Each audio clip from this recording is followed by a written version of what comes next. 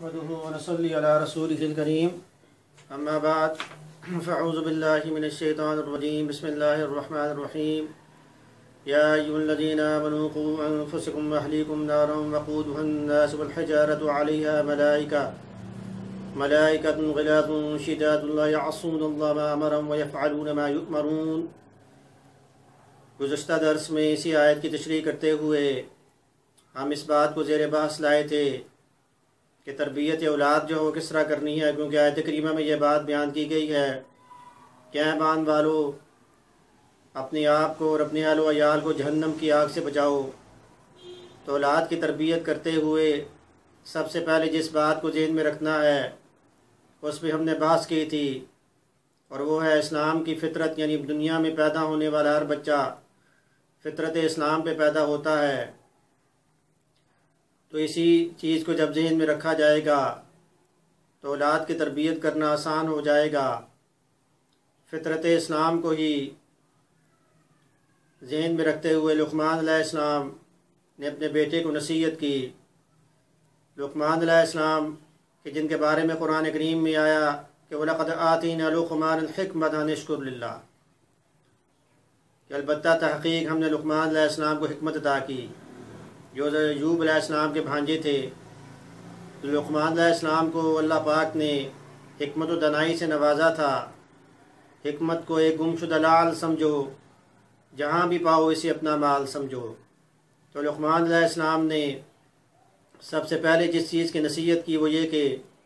یا بنی لا تشرک باللہ، کیا میرے بیٹے اللہ کا شریک نہ ٹھہرانا، بے شک شرک جو ہے وہ گناہ عظیم ہے۔ تو یہ وہی فطرت اسلام ہے کہ جس کا آغاز عالم ارواح میں ہوا کہ جب اللہ پاک نے پوچھا،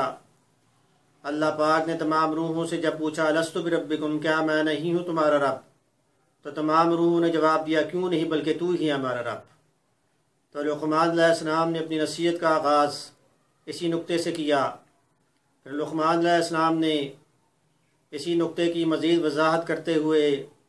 اپنے بیٹے کے سامنے مثال پیش کی، یا بنی ان تک مثقال حبۃ من خردل، کیا میرے بیٹے اگر رائی کے دانے کے برابر اگر کوئی پتھر میں ہو، کسی پتھر کے سوراخ میں ہو، یا آسمان میں ہو یا زمین میں ہو، تو اللہ پاک اس کو بھی لے آئیں گے۔ یعنی رائی کا دانہ جو ہے یا اس کے وزن کے برابر، یہ بھی اللہ پاک سے چھپا ہوا نہیں ہے۔ تو آپ نے اللہ کی قدرت کی وضاحت کی کہ اللہ پاک جو ہر چیز پہ قادر ہیں۔ اس سے یہ نقطہ سمجھ میں آیا کہ جب بھی آپ اپنی اولاد کو کوئی نقطہ سمجھائیں، کوئی بات سمجھائیں تو ساتھ مثال بھی پیش کریں، کیونکہ یہ جو نقطہ جو ہے وہ قرآن کریم کے اندر بھی بیان کیا گیا ہے کہ جب بھی آپ کسی کو بات سمجھائیں تو مثال پیش کریں، کیونکہ اس سے بچہ جو ہے وہ اس کے لیے سمجھنا بھی آسان ہو جائے گا اور وہ بات کو سمجھ بھی جائے گا۔ جس طرح حضرت ابراہیم علیہ السلام نے نمرود کو بات سمجھائی جس نے خدائی کا دعویٰ کیا تھا۔ آپ نے فرمایا کہ میرا رب وہ ہے جو سورج کو مشرق سے نکالتا ہے اور مغرب میں غروب کرتا ہے۔ اگر تو رب ہے تو سورج کو مغرب سے نکال اور مشرق میں غروب کر۔ فبہت الذی کفر، بس وہ شخص حیران ہو گیا جس نے خدائی کا دعویٰ کیا تھا، جس نے کفر کیا تھا۔ تو اس سے یہ بات پتہ چلی کہ جب بھی کوئی بھی ڈیفینیشن ہو یا کوئی بھی نقطہ ہو یا کوئی بھی ٹاپک ہو تو اس میں مثال لازمی ہونی چاہیے۔ پھر لقمان علیہ السلام نے اپنے بیٹے کو مزید نصیحت کی، یا بنی اقم الصلاۃ، یا میرے بیٹے نماز کو قائم کر۔ اور نماز کے بارے میں ہم پہلے بھی یہ ڈسکس کر چکے ہیں کہ نماز مومن اور کافر میں فرق کرتی ہے۔ اس کے بعد مزید آپ نے نصیحت کی کہ وَأْمُرْ بِالْمَعْرُوفِ وَانْهَ عَنِ الْمُنْكَرِ، کہ نیکی کا حکم کر اور برائی سے روک۔ وَاصْبِرْ عَلَىٰ مَا أَصَابَكَ، اور جو بھی تمہیں مصیبتیں ہیں اس پر صبر کر۔ تو اس سے یہ بات پتہ چلی کہ اپنی اولاد کی تربیت کرتے ہوئے بچوں کو نماز کا حکم کرنا، کیونکہ حدیث میں بھی یہ بات آتی ہے کہ بچہ جب 7 سال کا ہو جائے تو اسے نماز کا حکم کریں، اور 10 سال کے وقت جب بچہ نماز نہ پڑھے تو اس پہ سختی کریں، اور نیکی کا حکم کرنا اور برائی سے روکنا، تاکہ بچہ اپنی بھی اصلاح کرے اور دوسروں کی بھی اصلاح کرے۔ تو اس میں ایک بات تو یہ آ گئی کہ جب فطرت اسلام پہ بچے کی تربیت کرنی ہے تو تربیت کا آغاز بچے کی پیدائش سے ہی ہو جاتا ہے، یا یہ کہ بچہ جب ماں کے بطن میں ہوتا ہے، ماں جو ہے وہ 5 وقت کی نماز پڑھے، عبادت کرے، قرآن کریم کی تلاوت کرے، تو پیدا ہونے والا بچہ جو ہے وہ بھی دین اسلام کی طرف جو مائل ہوگا۔ اور اس کے بعد پھر پیدائش کے وقت اذان اور اقامت کہنی، اور پھر بچہ جب بولنے کے قابل ابھی نہیں ہوتا تو اس کے سامنے لا الہ الا اللہ کی صدائیں بلند کرنا، خودی کا سر نہا لا الہ الا اللہ، خودی ہے تیغ فساں لا الہ الا اللہ، تاکہ جب بچہ بولنے کے قابل ہو تو اس کے لبوں پر یہی کلمہ جو ہے جاری ہو۔ تو یا بنی اقم الصلاۃ، کیا میرے بیٹے نماز کو قائم کر، کیونکہ نماز قائم کرنے سے اصلاح ہو سکتی ہے، نیکی کا حکم کرنا اور برائی سے روکنا۔ ہم اپنے بچوں کی تربیت کرتے وقت انہیں یہ بات سمجھا سکتے ہیں کہ آپ اپنے کسی دوست کو اگر دیکھیں کہ وہ جھوٹ بول رہا ہے تو آپ اس کو روکیں، کیونکہ برائی سے روکنا یہی ہے، کیونکہ لعنت اللہ علی الکاذبین، جھوٹوں پر خدا کی لعنت۔ اگر آپ اپنے دوست کو دیکھیں کہ وہ غیبت کر رہا ہے، کسی کی برائی بیان کر رہا ہے، تو آپ اس کو روکیں۔ اگر وہ کسی کا مذاق اڑا رہا ہے تو آپ اس کو روکیں، منع کریں، اور کسی کی جاسوسی نہ کریں، اور آپس میں اتفاق و اتحاد سے رہیں، کیونکہ بچوں کے اندر یہ چیز کہ وہ اتفاق و اتحاد سے رہیں، اس چیز کی تلقین کرنا، اگر ان میں اتفاق و اتحاد ہے تو پھر بچے ترقی کر سکتے ہیں، ان کی تربیت بھی ٹھیک ہو سکتی ہے۔ تو اس آیت کریمہ میں لقمان علیہ السلام نے اپنے بچے کو یہ بات سمجھائی کہ اپنی بھی اصلاح کرو اور دوسروں کی بھی اصلاح کرو، اور جو بھی مصیبتیں آئیں ان کو تم برداشت کرو۔ وبشر الصابرین،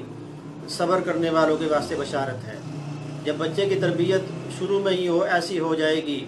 کہ بچہ مصیبتوں کو بھی برداشت کرنے والا بن جائے گا تو پھر بچہ جو ترقی بھی کر سکتا ہے۔ اس کے بعد لقمان علیہ السلام نے نصیحت کی کہ وَلَا تُصَعِّرْ خَدَّكَ لِلنَّاسِ، کہ لوگوں سے جب بات کر تو تکبر کے ساتھ نہ کر، زمین پر جب چل تو اکڑ اکڑ کے نہ چل۔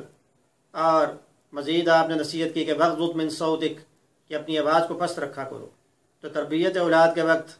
آپ اپنے بچوں کو سمجھائیں کہ بڑوں سے جب بات کرو تو مؤدب ہو کے کرو، اور کیونکہ ان انکر الاصوات لصوت الحمیر، سب سے بدی آواز جو ہے وہ گدھے کی آواز ہوتی ہے۔ تو بچے جب اس بات کو سمجھ جائیں گے تو ان کا لہجہ بھی ٹھیک ہو جائے گا، اور پھر بات کرنے کا انہیں طریقہ بھی آ جائے گا، وہ اچھے انسان بھی بن جائیں گے، کیونکہ صرف تعلیم حاصل کرنا ہی نہیں بلکہ اچھا انسان ہونا یہ بھی زندگی کا مقصد ہونا چاہیے۔ تو لقمان علیہ السلام نے اپنے بیٹے کو یہی نصیحت کی، بادب با نصیب، بے ادب بے نصیب۔ تو بچے کی تربیت آپ کر رہے ہیں تو اس وقت پہلی جو چیز وہ یہ کہ آپ فطرت کو جو ہے سامنے رکھیں کہ بچے کی فطرت کیا ہے، کہ دنیا میں پیدا ہونے والا ہر بچہ فطرت اسلام پہ پیدا ہوتا ہے۔ اس کے بعد بچے کی نفسیات کو سمجھیں، بچے کی نفسیات کیا ہیں، اور قرآن کریم نے نفسیات کے بارے میں کیا ارشاد فرمایا۔ مثال کے طور پر قرآن کریم کہتا ہے جی وَكَانَ الْإِنسَانُ عَجُولًا، کہ انسان بڑا ہی جلد باز ہے۔ وَكَانَ الْإِنسَانُ أَكْثَرَ شَيْءٍ جَدَلًا، انسان بڑا ہی جھگڑالو ہے۔ وَكَانَ الْإِنسَانُ كَفُورًا، انسان بڑا ہی ناشکرا ہے، اور بعض دفعہ وہ نا امید ہو جاتا ہے، مایوس ہو جاتا ہے۔ تو آپ نے یہ دیکھنا ہے، آپ نے بچے کے ذہن کی ریڈنگ کرنی ہے کہ آپ کا بچہ جو ہے وہ اس کی نفسیات کیا ہے، کیا آپ کا بچہ جھگڑالو تو نہیں ہے، یا یہ کہ اس میں اور کوئی ڈیفیکٹ پایا جا رہا تو آپ اس کو دور کرنے کی کوشش کریں، اس کی تربیت کریں۔ تو نفسیات کو سمجھنا اور اس کے بعد بات کرنا، تو اس سے بات کا اثر بھی جو ہوتا ہے۔ اور اس کے بعد آپ دیکھیں کہ بچہ جو ہے اس کی اگر آپ خوراک کی طرف توجہ کریں تو بچہ جو ہے وہ کون سی خوراک جو ہے استعمال کر رہا ہے، کیا بچہ جو ہے وہ جو نیچرل جو چیزیں ہیں فروٹ وغیرہ جو ہے کیا اس کی طرف بھی مائل ہے کہ نہیں ہے، یا صرف یہ دوسری جو چیزیں بسکٹ وغیرہ یا یہ کہ دوسری تلی ہوئی چیزیں وہی کھا کر اپنے معدے جو وہ خراب کر رہی ہیں۔ تو آپ اس طرف بھی دیکھیں، اگر وہ اس طرح کی چیزیں زیادہ استعمال کریں گے تو پھر ان کا معدہ بھی خراب ہوگا اور ان کا حافظہ جو وہ بھی تیز نہیں ہوگا۔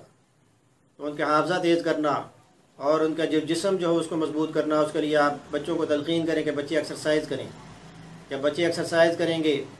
اور نیچرل جو فوڈ جو ہے وہ اس کا استعمال کریں گے تو پھر بچے جو ہے وہ طاقتور بھی ہوں گے اور ان کا حافظہ جو وہ بھی تیز ہو جائے گا۔ اور ہر نماز کے بعد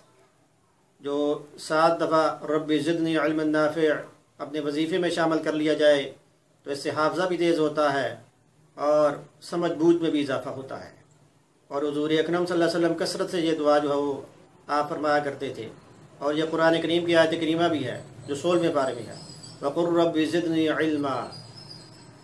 تو اس کو جو ہے وہ شامل کرنا، اور بچوں کی تربیت کرتے وقت آپ یہ بات بھی ذہن میں رکھیں کہ ہم بچوں کو ہر طرح کی فیسلٹیز پرووائڈ کر رہے ہیں، لیکن آپ نے کیا ایسی فیسلٹیز تو پرووائڈ نہیں کی کہ جو بچوں کے لیے ہلاکت کا سامان ہے۔ کہیں گھر میں آپ کے کیبل اور اسی طرح آپ نے کمپیوٹر سسٹم ایسا ہے کہ جس میں ویڈیو گیم کارڈ جو ہے وہ بھی لگا ہوا ہے، اور اس طرح بچے جو ہے ویڈیو گیمز کھیلتے رہتے ہیں، یا یہ کہ بچے جو کارٹون دیکھتے رہتے ہیں، اور اس طرح ٹیلی ویژن دیکھتے وقت 3-4 گھنٹے ضائع کر دینے، اس سے بچوں کی صحت جو وہ بھی خراب ہوتی ہے، ان کی آئی سائٹ جو وہ ویک ہوتی ہے۔ تو اگر آپ بچہ جو نماز بھی پڑھ رہا ہے لیکن اس کے ساتھ وہ ویڈیو گیمز بھی کھیلتا ہے، کارٹون بھی دیکھتا ہے، اور جب آپ اسے بات سمجھاتے ہیں وہ آپ کی بات کو سیریس نہیں لیتا، تو آپ یہ تو نہیں چاہیں کہ بھی آپ کا بچہ جو ہے وہ بھی جس طرح وہ کارٹون دیکھتا ہے تو وہ بھی کارٹون بن جائے، یا یہ کہ ویڈیو گیم دیکھتے وقت ویڈیو گیم کا وہ کھلاڑی بن جائے۔ تو یہ چیزیں ایسی ہیں، اس کی مثال بالکل اسی طرح ہے جیسے اگر کوئی شخص بخار ہے، کسی شخص کو بیمار ہے تو وہ دوائی لیتا ہے اور پھر بعد میں وہ ٹھنڈے پانی سے نہا بھی لیتا ہے۔ تو اس طرح ایک بچہ جو نماز بھی پڑھ رہا ہے لیکن ساتھ ساتھ وہ اس طرح کی جو ویڈیو گیمز بھی کھیلتا ہے، کارٹون بھی جو وہ دیکھتا ہے، اور ساتھ موویز بھی دیکھ رہا ہے، تو پھر ان چیزوں کا فائدہ نہیں ہے، کیونکہ بے شک نماز بے حیائی اور بری باتوں سے روکتی ہے، پھر اس نماز کا پھر فائدہ نہیں ہوگا۔ تو جہاں پر آپ دوائی استعمال کرتے ہیں وہاں پر آپ پرہیز بھی کریں۔ اگر بچہ پرہیز نہیں کرتا، اور سب سے پہلی بات یہ کہ آپ خود پرہیز کریں ان چیزوں سے، تاکہ بچے کو یہ بات پتہ چلے بھی یہ چیزیں نقصان دہ ہیں۔ مثال کے طور پہ آپ بچے کے سامنے آپ سگریٹ پئیں تو بچہ جو ہے وہ تو ناسمجھ ہے، وہ بھی سگریٹ جو ہے منہ میں ڈالے گا، وہ بھی پینا شروع کر دے گا۔ جب وہ سامنے کوئی موجود نہیں ہوگا وہ بھی دیکھے گا بھی آخر اس میں کیا مزہ ہے۔ تو اس طرح کی چیزیں، یا یہ کہ ماں باپ ہیں ان کا آپس میں کوئی جھگڑا ہے تو بچوں کے سامنے جھگڑنے سے آپ پرہیز کریں۔ آپ بچوں کے سامنے اگر آپ جھگڑا کریں گے تو بچہ بھی یہی چیزیں سیکھے گا۔ تو بچے کے سامنے تمام اس طرح کی جو نیگیٹو جو چیزیں ہیں ان سے بچنا، تو اس سے جو ہے ماں باپ یعنی اپنی بھی تربیت کریں اور بچوں کی بھی تربیت کریں، کیونکہ انسان ہر سٹیج میں، عمر کے ہر حصے میں انسان سیکھتا ہے۔ تو اس طرح کی تمام چیزوں سے جب ہم بچیں گے، اور جو بھی فیسلٹیز ہیں وہ دیکھنی ہے کہ کیا اس کا فائدہ ہے یا نقصان ہے۔ جو تسخیر خورشید قمر ہوتی چلی گئی،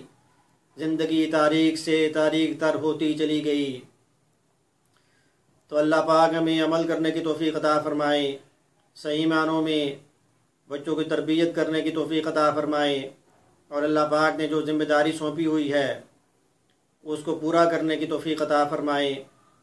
کیونکہ وما خلقت الجن والانس الا لیعبدون، جن اور انسانوں کی تخلیق کا مقصد عبادت ہے۔